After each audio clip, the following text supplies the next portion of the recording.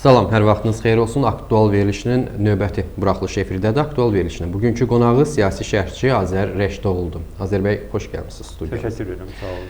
Bugün biz Azər bəylə yenə Nardıran hadisələri barəsində danışacağıq. Nardıran hadisələrinin görünən və görünməyən tərəfləri və bunun siyasi aspektləri barədə olacaq söhbətimiz. Və elə Nardıran barəsində də bu günlərim yenə xəbərlər gəlir.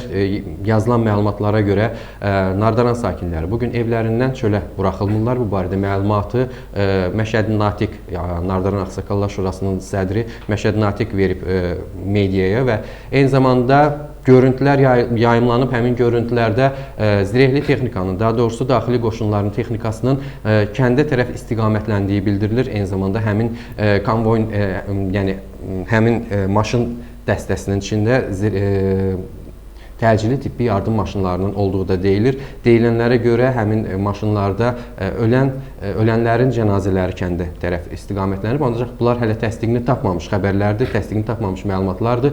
Bunları hələ təsdiqlətmək mümkün olmayıb. Dəqiq məlumat isə odur ki, ötən gün Nardıran hadisələri ilə bağlı yenə də bir rəsmi məlumat açıqlandı və rəsmi məlumatda diqqət çəkən məqamlardan biri o oldu ki, bu məsələ, yəni Nardıran hadisəsi Azərbaycan prezidentinin də diqqət mərkəzindədir. Belə, Azər bəy, siz də yəqin ki, Nardıran kəndi ətrafında baş verən prosesləri və eyni zamanda bütün məlumatları izləyirsiniz. Sizin də baxışlarınızı öyrənək, nə baş verir Nardıranda? Çox sadə sualdır ilk baxışdan nə baş verir, ancaq çox çətin sualdır. Deyəsən, Azərbaycanda bugün heç kim cavab verə bilməz ki, Nardıranda nə baş verir. Başlayaq görüntü məsələlərini şərh eləməyə, sonra pərdə arxasını təhlil etməyə çalışarıq. Bugün Nardıran olaylarında ölənlərin meyidi veriləcəkdir kənd cəmaatına və maraqlıdır ki, bugün Şiə müsəlmanlar üçün önəmli gün olan Ərbəyin, yəni İmam Hüseynin şəhadətinin 40-cı günü qeyd olunurdu və Nardıranda dini baxımdan fəal təbəqə çox olduğuna görə ətraf kəndlərdən də bura insanlar yığışırdı. Və həmin Nardıran hadisələrində ölənlərin dəfni Ərbəyin gününə düşməsi böyük aşiyataşa səbəb ola bilərdi və bu ətraf kəndlərə yayıla bilərdi. Görülür, hakimiyyət bundan ehtiyat elədi və odur ki, təhlükəsizlik tədbirlərini əvvəlcədən görməyə çalışdı.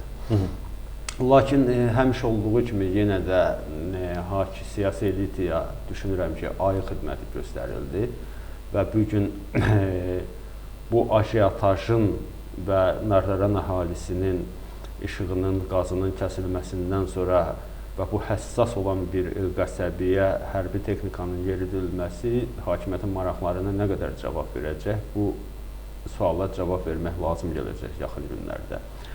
Ümumiyyətlə, Nardıranda nə baş verdi? Bilirsiniz, əslində suallar çoxdur və bu suallar cavab axtarır özünə. Birincisi, bu əməliyyatı, bu qeyri-peşəkar əməliyyatı kim keçirmişdi? Əməliyyatın bu dərəcədə qeyri-peşəkar keçirilməsində maraqlı olan tərəflər kimlər idi? Nəyə görə Nardıran əməliyyatı, 6 nəfərin ölümü ilə nəticələnən əməliyyat İlham Əliyevin UNESCO-nun konferansında Azərbaycanda dini tolerantlıq mövcuddur bəyanatından bir saat sonra baş verir. Azərbaycanda İslamofobiya yoxdur. İslamofobiya yoxdur və Azərbaycanda dini tolerantlıq var idi və bundan cəmi bir saat sonra bu hadisə baş verir. Sanki dövlət başçısının dediklərinə zid bir aksiya keçirirdi. Digər tərəfdən, bu əməliyyat, bu tipli əməliyyatlar adətən video lentə alınır. Həmin əməliyyat lentə alınıbsa nəyə görə ictimaiyyətə təqdim olunmur və o polislər harada, hansı şəraitdə öldürülürlər? Bu suallara cavab tapmaq lazım olur. Nardıran hadisələrindən dərhal sonra proseslərin daha da radikallaşması kimə sərf edirdi? Yenə sual çıxır ortaya. Və artıq 15 ildir ki, qəsəbədə tutaq ki, işıq pulunun yığılması ilə bağlı problem var idi və belə bir gərgin studiyasa da kəndin işıqlarının, qazının, suyunun, telefonunun kəsilməsi, çörək və ərzaqın ora buraxılmaması nəyə xidmət edir? Kimlər və nəyə görə bu kənd cəmaatını radikallığa, düşünülməmiş addımlar atmağa sövq edirlər? Bütün bu verdiyiniz suallar hamısı cəmiyyəti maraqlandıran sualların içindədir. Eyni zamanda elə jurnalistləri də maraqlandıran sualların içindədir. Elə mən bu sualların hamısını sizə tərəf istiqamətləndirmək istəyirəm, sizin düşüncələrinizi almaq istəyirəm. Bu kimə lazım idi? Bu sualların çoxu eyni zamanda cavabları və biz əlbəttə ki, məlumatsızlıqdır, biz iddia etmirik ki, biz həqiqəti deyirik. Bu məlumat, rəsmi məlumatın olmadığı bir vaxtda öz ehtimallarımızı irəli sürməyə çalışacağıq. Digər tərəfdən burada maraqlı bir məqama mən diqqəti cəlb etmək istəyirəm. Bu gün və dünən rəsmi telekanallarda və rəsmi kütləvi informasiya vasitələrində Nərdaran hadisələri ilə Milli Şuranın adının qoşa hallandırılması prosesi baş verdi. Yəni kimlərsə bu məsələdə siyasi çalar olduğunu deməyə çalışırlar və tutaq ki, səhv etmirəmsə 24 nəfər saxlanılıbdır Nərdaran hadisələrinə görə. İlkin məlumatda 14 nəfər idi. Çünki sonra Gəncədə və Lənkəranda da saxlanıldı, ona görə saxlananların sayı artmaqdadır. Görünür Milli Şura rəhbərliyindən kimlərisə də bu məsələyə təhrik edib, hansısa radikal addımlara təhrik edib, Nərdaran hadisələrlə bağlı onların da həbsi, izalə olunması və kənarlaşdırılması söz konusudur. Burada bir məsələ var ki, proseslər başlayandan ilk gündən sosial şəbəkələrdə Nərdaranda baş verənləri İran şəbəkəsinin və İran agenturasının əməlləri adlandırıldı. Bəli, Azərbaycanda İran və Rusiya daima təxribatlar törətməyə çalışıblar. Bu sir deyil. Məsələn, Azərbaycanın mövcudluğunu onlar həzm eləyə bilmirlər. Ancaq proseslər başlayan gündən bu qara PR-ın mahiyyəti görünür ki, hakimiyyətin özünün əsl niyyətini gizlətməyə vadar eləyirdi. Ancaq İran və Rusiya mı? Yəni digər ölkələr, digər hegemon ölkələr. Çünki sizin də dediyiniz kimi həmin o rəsmi kütləvi informasiya vasitələrindən və Azərbaycan mediasının əksəriyyətində xarici qüvvələr adlandırılır. Eyni zamanda Azərbaycanın inkişafını gözü götürməyən xarici qüvvələr və bundan əvvəl də siz də bunu izləmisiniz, biz də bir jurnalist olaraq izləmişik ki, kimlərinsə agenturasına qoşmaq cəhdləri daim olub Azərbaycanda. Buyurun. Nərdaran hadisələrlə bağlı rəsmi məlumatlar hələ verilməmiş, sosial şəbəkələrdə hakimiyyətin təsir agenturası adlandıra bilsək, o şəxslər bu məsələləri məhz İran kəşfiyyatı ilə bağlamışlar. Bilirsiniz, hakimiyyətin əslində qurduğu təbliğat düşünürəm ki, kökündən yanlışdır. Birincisi, İran məsələsinə gələk.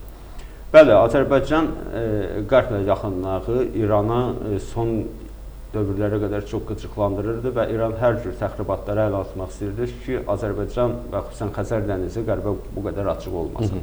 Ancaq bir gün Tehran və Vaşinqton arasında danışıqlar gedir. Artıq yaxın vaxtlarda İrana yönəli embarqonun götürülməsi söz konusudur. Bu baxımdan İranın bu hadisələrdə adının hallandırılması hakimiyyətin Nərdaran hadisələrində keçirdiyi qeyri-peşəkar əməliyyatla bağlı sorulacaq sualları heç də ertələməyəcək.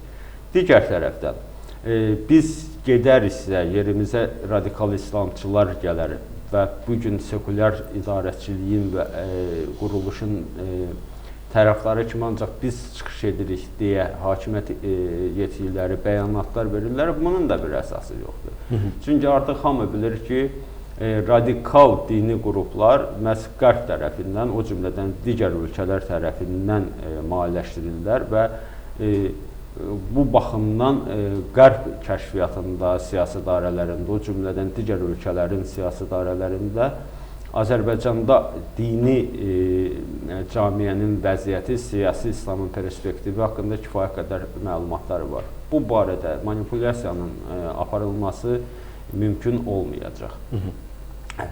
Burada Nərdaranı bütün Azərbaycana qarşı qorumaq cəhdləri də düşünürəm ki, yersizdir. Bəli, bir gün Nərdaranda çox ciddi problemlər var. Biz sosial problemləri danışdıq. Əhali qaz, işıq pulunu ödəmirsə, ödəməlidir. Ancaq nəyə görə siz 15-20 il buna dözmüsünüz və bu gərgin günlərdə gəlib işıq pulunu birdən kəsərək istəyirsiniz? Digər tərəfdən Nərdaranda və ətraf kəndlərdə, o cümlədən araşdırmalar göstərir ki, Cənub bölgəsinin bəzi kəndlərində olan erkən nikah, qız uşaqlarının təhsildən yayılması məsələsidirsə, əvvəlcədən biz onu deyirdik ki, yəni cəmiyyətin fəalları onu deyirlər ki, siz təhsili məhv etməklə, demokratik institutları məhv etməklə, demokratik düşüncəni və mötədil İslamı aradan qaldırmaqla radikallığa meyl açırsınız.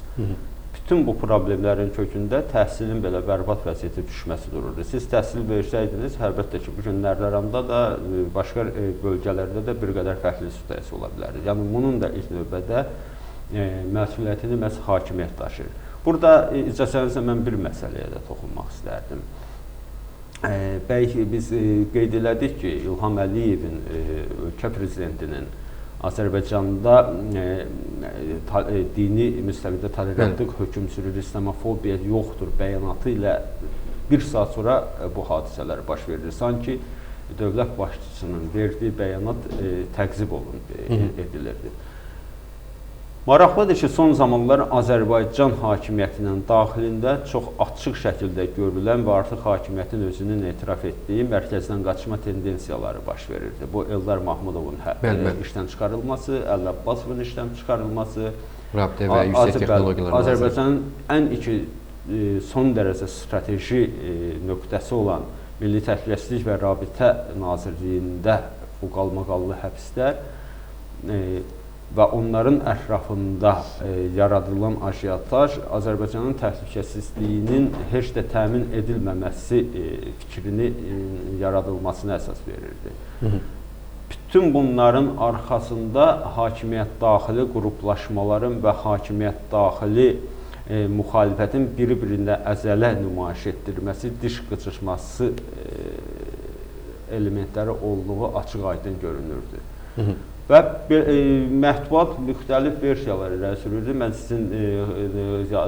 sizə xatırlatmaq istərdim ki, qalmaqallı istefaların davam ediləcəyi bildirilirdi və Vergilər Naziri Fazil Məmmədovun işdən azad olunacağı və hətta həbs olunacağı ilə bağlı bir sıra informasiya portalları məlumat yayırdı. Və birdən bu tendensiya dayandı, artıq az qala diqqət başqa yerə yönəldi. Hamının gözlədiyi kimi gündəlik istefalar dayandı və Fazil Məmmədov da təbii ki, işdən azad olunmadı və Respublika Prokurorluğu bu məlumatı yayın jurnalistlərə xəbərdarlıq elədi. Artıq bəlli idi ki, hakimiyyət daxilində hansısa bir qrup təhrir revanş götürmək istəyir və odur ki, nəzərlər parlamentə dikilmişdi və parlament rəhbərliyində dəyişiklik olacaqmı? Ən müxtəlif məlumatlara görə ən azı Milli Məclisin sədri və müavinləri dəyişməlidir, ancaq birdən-birə heç nə dəyişmədi. Dəyişən yalnız yeni komitələrin yaradılması oldu. O da bir əsaslı sayıla bilməzdi və ən azı spiker və onun müavinləri öz mövqelərinin qoruyub saxlaması da onu demək əsas verə bilərdi ki, hakimiyyət daxilində mövqeləri zəifləmiş qrup təkrar revanş götürüb. Bu anda artıq yada düşürdü ki, hakimiyyət daxilində olan başqa bir qrup buna cavab verməlidir. Xatırlayırsınızsa, əsgər ölümləri ilə bağlı aksiyada da belə olmuşdu və birdən-birə nədənsə sosial şəbəkələr və hətta hakimiyyətə yaxın olan Gənclər Təşkilatı fəallıq göstərdi və əsgər ölümlərindən son adlı aksiya keçirilər. Həmin aksiya əlbəttə ki, təqdir olunması idi, çünki əsgər ölümlərinə, nizamnamədən kənar davranışa görə əsgərlərin ölümünə son qoyulmalı idi. Ancaq bu aksiyanın pərdə arxası maraqlı idi. Və maraqlıdır ki, Nardaranda baş verənlərlə əsgər ölümləri aksiyasını müqayisə etdikdə eyni senarinin, eyni müəllifin sanki yazdığı bir proseslərin biz şahid oluruq. Və bugünkü siz xatırlatdığınız bir ifadə diqqəti çəkir. Bugün xüsusi əməliyyat keçirən kimi hər şey prezidentin nəzarəti altında həyata keçirilir. Ötən gün yayılmış rəsmi məlumatda belə deyilir. Maraqlıdır. İnternetdən adətən məlumat bu səviyyədə yayılmırdı. Görünür, hakimiyyət daxili qrupun biri o birisinə müqavimət göstərmək istəyir və yaxud artıq Qərbin də kütləvi informasiya vasitələrində dövlətin siyasi elitasının proseslərə nəzarət eləmədiyi haqqında fikirlər formalaşdırılmağa cəhd göstərirdi. Belə bir vaxtda hər şey prezidentin nəzarətindədir deməklə sanki bütün məsuliyyəti ölkə rəhbərinin üstünə yıxmaq cəhdi baş verdi. Yəni onu gözdən salmaq, eləmi? Burada mən inanmıram ki, gözdən salmaqdan söhbət gedə bilər. Çünki onsuz da bu tipli proseslər ilk növbədə dövlətin rəhbərini gözdən salır. Yəni öz xalqı ilə bir qədər dinc yolla danışmaq daha məqbul olardı. Sanki məsuliyyəti onun üzərinə yıxmaq və hakimiyyət daxili qarşı durmada özlərini prezidentin komanda kimi təqdim etmək və digər hakimiyyət daxilindəki qrupa əzələ nümayiş etdirmək cəhdləri durur. Əlbəttə ki, bu proseslərin məsuliyyəti ölkə rəhbərinin üstündədir və güman edirəm ki, bu məsələyə onun özünün münasibətini bilmək maraqlı olardı. Sadəcə olaraq indi hamını və hər kəsi bir sual düşündürür. Sonra nə baş verəcək? Nardaran hadisələri baş verəndən ən müxtəlif variantlar barədə düşünülür. Mən istərdim yada 2005-ci ildə Özbəkistanda Əlnicanda olan prosesləri sağladım. Əlnicanda eyni ilə Nardarana paralel aparsaq bir qədər dindar, inançlı təbəqənin yaşadığı ərazilərdə son bizdəki hadisələrə oxşar bir etiraz aksiyası qalxmışdı. Və İslam Kərimovun əmri ilə ora qoşun yeridirdi və hətta vertolyotlarla həmin əhali orada toplaşan insanlara gülləbaran edildi. Və bir günün içində səhv etmirəmsə Əlnican hadisələrində 1000-dən çox insan öldü. Belə məlumatlar var idi. Belə məlumatlar var idi və sonra müxtəlif hüquq müdafiəçiləri, Özbəkistanda əlbəttə şərtlər çox ağırdır.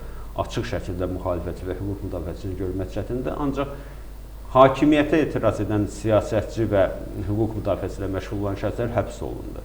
Və sonra Böyük Britaniya və Almaniya mətbuatında belə yazılar dərc olundu ki, İslam Kərimovun rəqiblərini müxtəlif qaynar sularda və turşu vannalarında boğurlar. Bu haqda məlumatlar yayıldı. Görünən budur ki, kimlər ki, Azərbaycanda da böyük bir kataklizmlərin yaranmasında maraqlıdır. Kim maraqlıdır? Əlbəttə ki, bu suala bir mənalı cavab vermək çətindir. Burada daha bir sual ortaya çıxır ki, biz bu proseslərdən nə gözləyirik və nə baş verə bilər? Əlbəttə ki, bir Azərbaycan vətəndaşı olaraq biz hamımız arzu edirik və toy edirik ki, bu proseslər bununla yekunlaşsın. Çünki Azərbaycan o ölkələrdən deyil. Sakit məcrasına düşsün. Bəli, hamının istəyi bu da əslində sağlam məntiq və zəkadır bunu deyir ki, Nardaranda olan hadisələrlə bağlı tərəflərə sülhə gəlin müraciəti ilə çağırışlar etmək lazımdır. Edən yoxdur. Təəssüflər olsun. Ayrı-ayrı ziyalılar, jurnalistlər, tutaq ki, din xadimləri tərəflərə fikirləşin, orta məxrəcə gəlin müraciətini edir. Və kənd ağsaqqalı Məşədin Natiqin də ilk gündən biz danışığa hazırlıq bəyanatı var idi. Ancaq məni ehtiyat edən bir qədər qorxudan başqa məqamdır ki, Azərbaycanın əleyhinə olan və yaxud Azərbaycanın daxilində yaşayıb kataklizmlər tərəfdar olan hansısa qüvvələr son nəticədə paytaxtın özündə müxtəlif terror hadisələri həyata keçirə bilərlər. Əlbəttə ki, bu versiyadan biridir, bunu təsdiq edəcək heç bir informasiya yoxdur və bunun qarşısının alınması istiqamətində mən əminəm ki, hüquq mühafizə orqanları addımlar atır. Lakin force-majeure situasiyada belə bir hadisələr, kataklizmlər, terror aktları baş verə bilərsə, bu ölkənin gələcəyi üçün çox faciəli sonuncla nəticələnə bilər. Bugün bütün bu proseslərin baş verməməsi üçün Azərbaycanda siyasi kataklizmlərin, məzhəb savaşının olmaması üçün ancaq və ancaq cəmiyyətlə danışığa getmək, vətəndaş cəmiyyətini dirçətmək, vətəndaş ünslarını dirçətmək, azad media və qeyri-hökumət təşkilatlarının inkişafına şəraitin yaradılmasından söhbət gedir. Ancaq demokratik seçkilər və demokratik təsisatların inkişafı ilə biz dini radikallığın qarşısını ala bilərik, ümumiyyətlə marginallığın qarşısını ala bilərik. Burada mən bir məsələdə icazə versəz bir cümlə toxunmaq istəyirəm. Son hadisələrdə daha çox alınan isim Hacı Talib Bağırzadənin ismi oldu. Müsəlman Birliyi Təşkilatının sədri. Həbsxanadan yeni çıxmış, kifayət qədər intellekt sahibi olan bir gənc kimi tanınırdı. Ancaq güman edirəm ki, Hacı Talib Bağırzadənin bir sıra kobud səhvləri oldu və bu proseslərin baş verməsində sanki o özü bu proseslərə rəvat verdi. Birincisi, Hacı Talib bilirdi ki, onun ətrafında hansısa bir oyunlar gedir və onun üçün tələ qurulur və onun həbsi gündəmdədir. Belə bir vaxt onun Nərdarana gedib, Nərdaranda oturması yol verilməz idi. Bakıda olsaydı, polisin çağırışı olacaqdı və bu boyda proseslər olmadan o polisə gedib təslim olacaqdı. Və bir gün artıq ona qarşı o qədər ağır maddələr irəli sürülür ki... Azər bəy, bu nəyi dəyişir ki? Yəni, Hacı Talib Bağırzadə Nardarandadır və yaxud da ki, Bakıdadır. Nə fərqi var ki, indi insanların həyatı mobilləşib, yəni mobil telefonla hamını çağırmaq olur, tapmaq olur. Yəni, ona bir zəng belə etsəydilər və istintaqdan yayınmış olsaydı, əməliyyata haqq qazandırmaq olardı. Sizin dediyiniz, Kamran bəy, doğrudur, ancaq o normal cəmiyyəti olan ölkələr üçün doğrudur, Azərbaycan üçün yox. Hacı Talib bilirdi ki, onun ətrafında tələ qurulur, ona görə bu tələdən, bu provokasiya və təxribatlardan qaçmaq üçün yollar aramalı idi. O bilir ki, Nərdarana gedəndə və xüsusən də namaz vaxtı polis ora hücum edəndə bu böyük təxribatlara gətirib çıxara bilər. Və özü də şuurlu və yaxud şuursuz şəkildə buna hardasa izin verdi. Əlbəttə ki, bu məsələdə mən Hacı Talibi günahlandırmaq istəməzdim. O məsələdə onun günahı yox idi. Sadəcə olaraq Azərbaycan siyasi reallığını düzgün qiymətləndirməli idi. Ən azı mən onun özünün təhlükəsizliyi baxımından deyirəm. Bugün Hacı Talibi artıq xilas etmək çox çətin görünür. Çünki ona verilən maddə və 6 nəfərin ölümü altında. Burada ürək ağrıdan məsələ odur ki, proseslərə siyasi müxalifətin də qoşulması cəhdləri var və çıxışımızın əvvəlində dediyimiz kimi Milli Şuranın adının və digər siyasi qurumların adının bu məsələdə hallandırılması proseslərin miqyasını genişləndirməyə yönəlib. Dəqiqləşdirmək aparaq. Qoşulması və yaxud da ki, belə deyək, calaşdırılması. Calaşdırılması.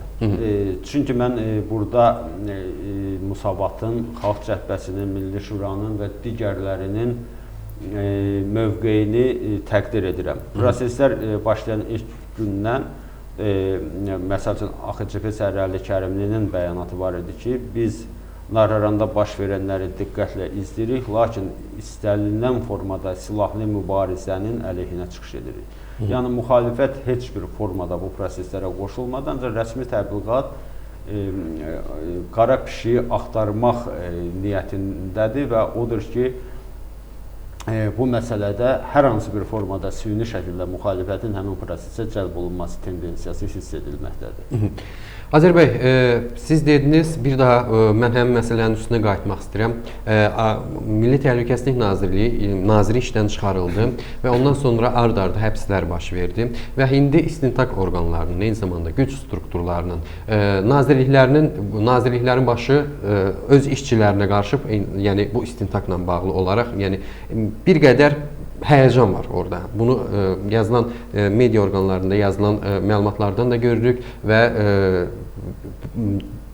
bizə çatan məlumatlardan da belədir ki, yəni özünüz dediniz, Vergilər Nazirliyinin adı çəkildiğində oranın işçiləri də bir həyəcandadılar ki, bugün sabah onların da nazir işdən çıxarıla bilər və yaxud da ki, digər nazirliyin işçilərinə olan hücum onlara da qarşı baş verə bilər. Hücum və yaxud da ki, istintaq belə adlandırsaq daha düzgün olar. Və belə bir dövrdə Nardaran hadisəsi baş verir.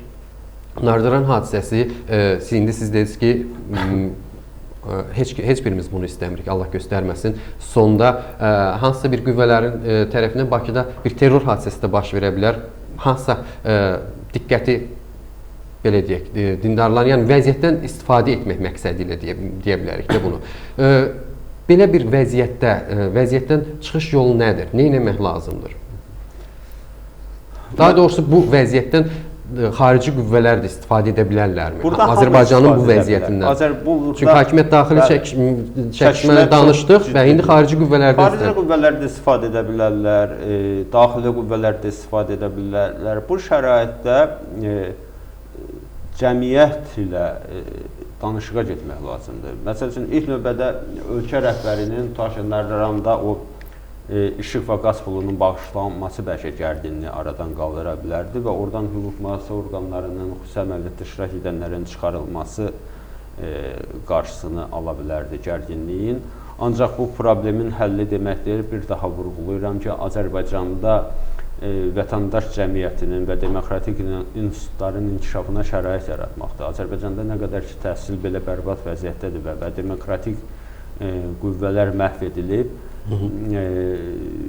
hər an yeni bir Nərdaran hadisəsi yaradıla bilər. Burada demokratik seçkilərin keçirilməsi və cəmiyyətlə danışıqların aparılması zənnimcə yeganə yoldur. Şiələr binə dövrdən, yəni Azərbaycanda məskunlaşmış, belə deyək, dini məzhəblər, oturuşmuş dini məzhəblərdən biridir. Və heç vaxt radikal hesab olunmayıblar. Yəni, indi onların ekstremist adlandırılması, onlara qarşı, Nardaranlara qarşı deyək, belə bu cür əməliyyatın aparılması digər dindarları və elə şiələrin özünü radikallaşdırmayacaq ki? Bütün proseslər ondan xəbər verir ki, kimlərsə Azərbaycan insanı, o cümlədən dindar insanları radikallaşdırmaq istəyir. Ancaq mən güman eləmirəm ki, şiə camiyyəsilə məsələ bitəcək və Azərbaycanın şimalında bir xeyli əhl-i sünnə və sələfə qədərli insanlar yaşayır. Heç də istisna deyir ki, yaxın vaxtlarda orada da dini müstəvidən təxribatlar baş verəcək və ümumiyyətlə son nəticədə Azərbaycanda şiə və sünni qarşı durması, məzhəblər arası savaş alovlana bilər. Bir daha vurğuluram, bütün bunların qarşısını almağın yeganə yolu cəmiyyətin demokratikləşməsi və cəmiyyətlə birbaşa danışıqların aparılmasıdır.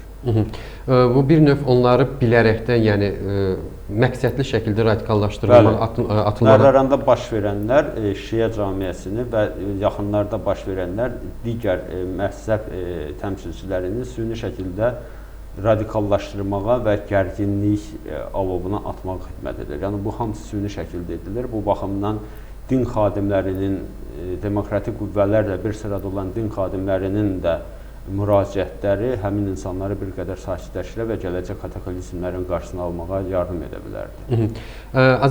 Son olaraq soruşmaq istəyirəm, çox az 2 dəqiqə vaxtımız var verilişin sonuna. Azərbaycanda dini inqilab mümkündürmü? Yəni, bu vəziyyətdən istifadə edib, onları gücləndirib və dini inqilab aparmaq mümkündür? Bu barədə manipulyasiya çox aparılır, çox gözəl sualdır, təşəkkür edirəm sizə. Azərbaycan bəzən İranla, İran İslam inqilabı ilə bağlı paralellər aparır, çox absurd bir paralel. Xomeyni inqilabı zamanı İranda mədrəsələrin sayı hesabı yox idi. Dini camiyyədə kifayət qədər tanınmış mərci təqlidlər, ayətullahlar var idi. Azərbaycan əhalisi sekulyar həyat tərzinə daha çox üstünlük verir və Azərbaycanda mədrəsələr yox dərəcəsindədir. Azərbaycanda yaşayan bir nəfər belə ayətullah və yaxud hamının əhl-i sünnənin belə qəbul etdiyi din alimi yoxdur. Belə bir şəkildə İslam inqilabından danışmaq bu İslamçı xofu yaratmağa və İslamçılardan xoxan düzəltməyə xidmət edir. Bu absurd bir tendensiyadır. Azərbaycanda yaxın illər ərzində İslam inqilabının heç bir perspektivi yoxdur. Sadəcə məzhəblər arası hansısa gərginlik baş verə bilər. Bu da ki, idarə olunan bir xaos olacaqdır. Təşəkkür edirəm Azər bəy, studiyamıza gəldiyiniz üçün. Aktual verilişin burada öz işini yekunlaşdırır. Qonağımız siyasi şərhçi Azər Rəşidoğlu idi. Biz bugün yenə də Nardaran hadisələrindən, onun görünən və görünməyən tərəflərindən danışdıq. Görüşənədək salamat qalın.